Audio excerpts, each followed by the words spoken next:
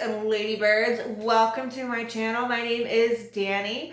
I am 34 years old, and for the majority of my adult life and some of my teenage years, I have been a drug addict. Specifically, for the last of it, I was a heroin addict. But as of right now, I have over 2 years of being clean.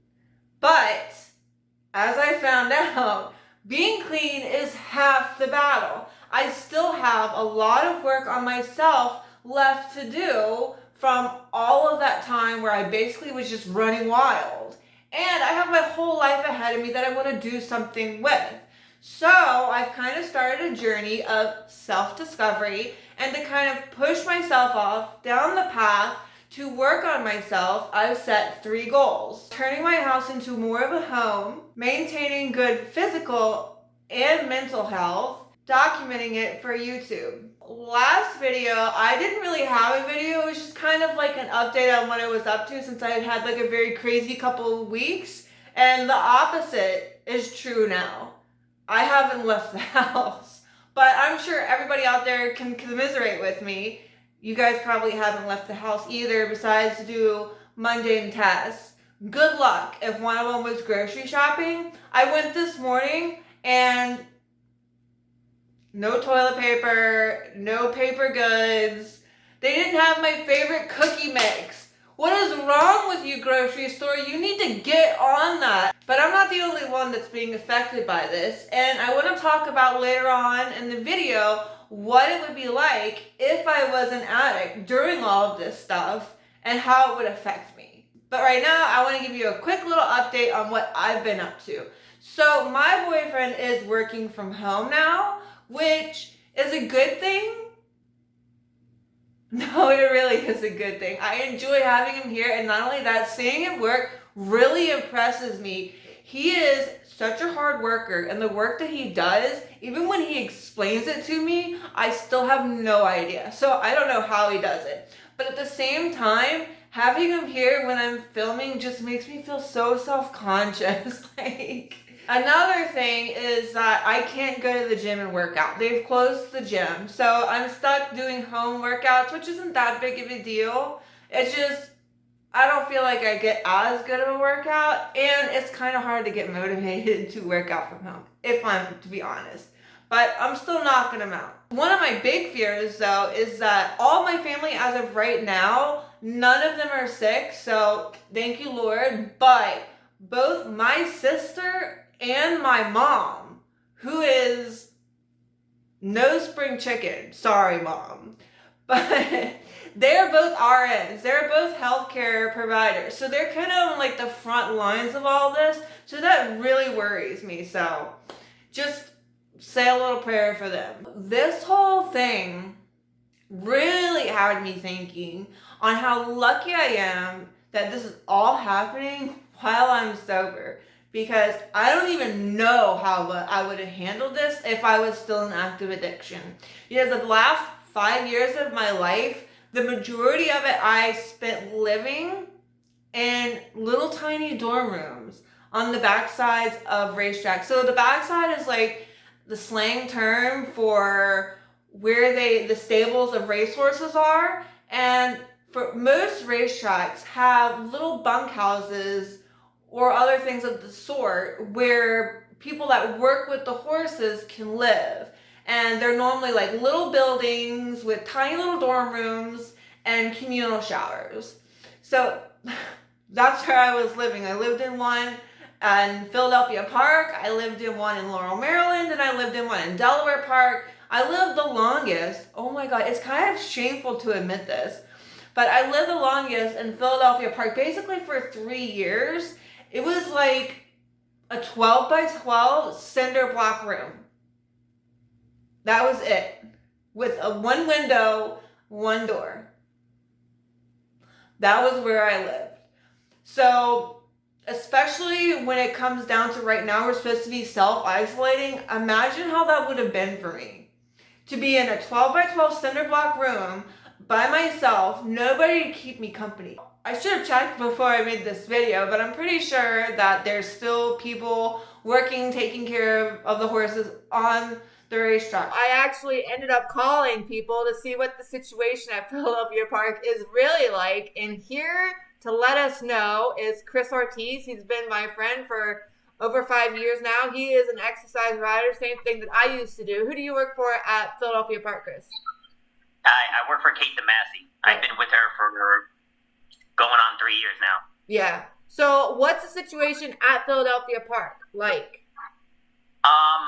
Well, when it goes to the backside, they're kind of like doing with most of the businesses and restaurants that are still open. Like, if you try to go eat in the backside, you can order the food, but you have to take it out. Right. They don't want people gathering around. Another thing is they closed the track for Wednesdays and Sundays. I think they did that because they don't want people gathering around too much. I heard it's because the racetrack can't pay the cleaning crew, so they're trying to minus their hours. That's interesting. What I heard. That is interesting. I wonder what's going on there. Yeah. So how has it affected the business of the trainers and the situation with the riders and everything? Well, I've been blessed because my boss is keeping everybody on the payroll and hasn't let anybody go. But I heard from other trainers, owners couldn't pay because their jobs are basically shut down, that a lot of trainers are letting go hot walkers and grooms to cut down. Man, that really stinks. I know. What's going on with live racing? Are they still racing horses? No, I heard in the beginning their plan was they were going to have live racing, but they don't want to have the public come and watch it. But I don't know what happened, and they decided, no, we're not going to do that. We're just going to cut racing and no more racing. Man. Yeah, because I know some racetracks are still holding live races, but without the public there. Yeah, so I was wondering, maybe they were just going to say everybody that lives on the racetrack has to, like, leave and all that. But it sounds like they've put some measures, but they're not, like, really extreme about it. That's the racetrack for you, man. Life always manages to go on the backside. It could be a nuclear apocalypse, and there'd still be people living back there training racehorses. It's just, that's what the racetrack life is like. Yeah, I'm glad they let us train, because they could have been like, oh, no racing, then you can't train. And then, I mean, if it's going to hurt the riders because you're out of the job, but mostly I care about the horses. Yeah. If they don't, for a long period of time, and you get back on them, they're not going to be quiet. They're going to be jumping around. Yeah, and that's not good for an animal anyway, to be in the stall all the time. They need to be out. They need to be exercised, too. So I'm glad they do let you do that. So, yeah. Yeah. All right, Chris, thank you so much for helping me understand what's the situation at Philadelphia Park is like. I really appreciate you doing this for me. Thank you for having me on. Thank you. I'll talk to you later. All right, see you. So maybe I would have had income, but maybe not, because sometimes I wasn't fit to be employed riding horses. And right now, the strip clubs are closed. That's not an essential business. But how would I have gotten drugs? And I was talking to my boyfriend about this. Like, I wonder how the supply chains are. You know, like, is that going to be influenced by everything that's going on? So, and then I didn't have a vehicle. I had to, like, find rides, do this, do that. It just made me, like, so, like, kind of in my head, like, oh, thank God that it isn't my life anymore with this going on. Because I would have been isolated. 12 by 12, cinder block room, nobody around. Maybe I would have had money, maybe I wouldn't have. If I didn't have money, I would have been F-U-C-K-E-D. I would have been, I don't know what I would have done. And then the whole thing about how would I have gotten what I needed to keep me from being sick. I would have been so miserable. Thank God that that's not my life anymore. Just one more thing that makes me think that. I think it all the time, but this specifically, like, I'm so lucky that I have a wonderful place to stay, a man that I love and respect and admire that can keep me company and keep me from going stir crazy. And I don't have that monkey on my back of addiction that would constantly be driving me to do crazy things. Because I bet people that are in addiction right now and that are going through this alone, they're going out of their minds. They're going to desperate lengths and measures to make sure that their needs are met. And I'm not one of them. That's it. That's all I gotta say for this video. I'm still working on stuff around the house. That hasn't stopped. I'm gonna order a piece of furniture to go underneath the TV right there. I'm probably gonna put that order in tonight. I'm still working on my physical health, even though it's not as fun and it's harder to like get up and go when I'm at home instead of going to the gym.